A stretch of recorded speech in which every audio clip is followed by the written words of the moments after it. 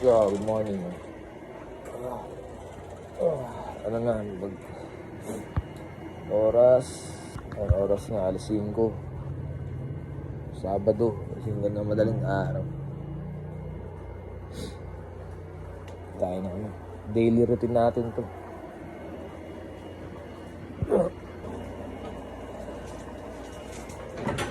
Pandesal.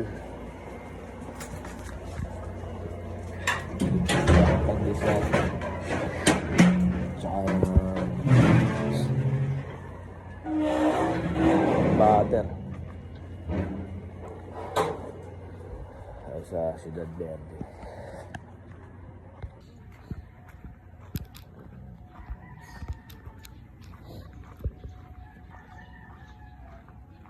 Gaga pa. Nag-exercise pa dito.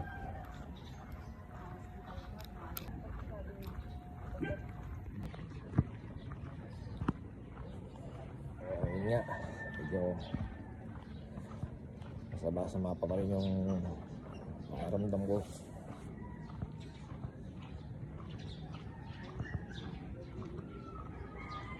Nakakapauminom ng gamot dahil nakakaamon, pa-check up ako dahil nahihilo-hilo ko, nangihina yung katawan. Okay. Sabi tayo ng butter dyan. Kailangan tayo ng pandesal. Yung binibilang ko pandesal dito, hindi tataas yung presyo.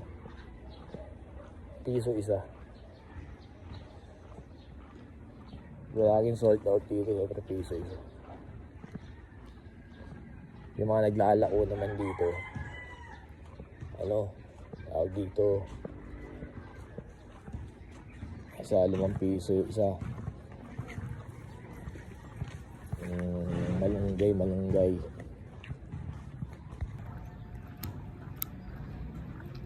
Pork.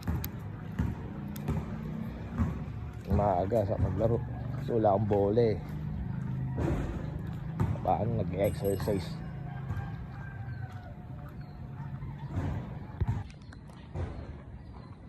So bigla ang bola pag ganito oras ako nagigising. Alas 4, alas 5. Pwede na mag-ano. Paano papawis ba? Paano papawis eh. Ayun. Tumataba lang ako. Baba ako daw.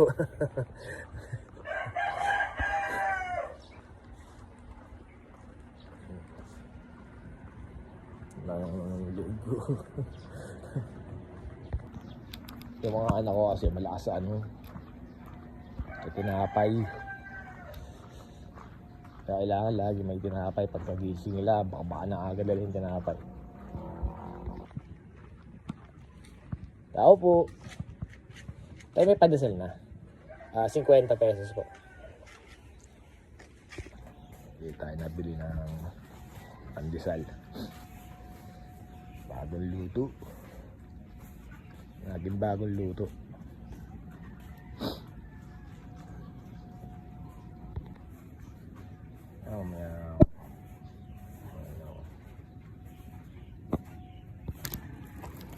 Ayun, nakabenta tayo.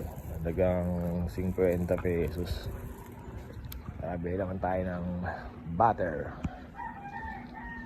Tapos sa pakiramdam pag gantong oras ko gumigising, parang gang-gang ng pakiramdam mo. Ito pag nagigising ka na mga tanghali, ang ganda ng sunrise dun pero mamaya sobrang init. Dito sa Cavite sobrang init diyan ba sa inyo?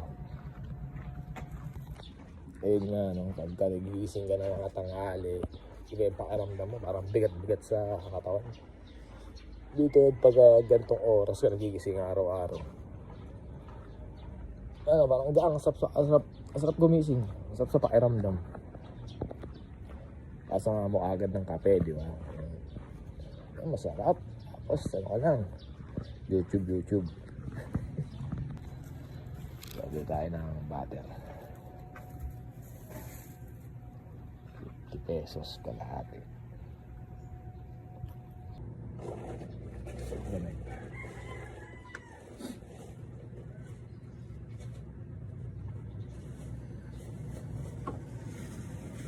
Salamat. Ayun. Ayan. Butter, tapos pandesal, kape.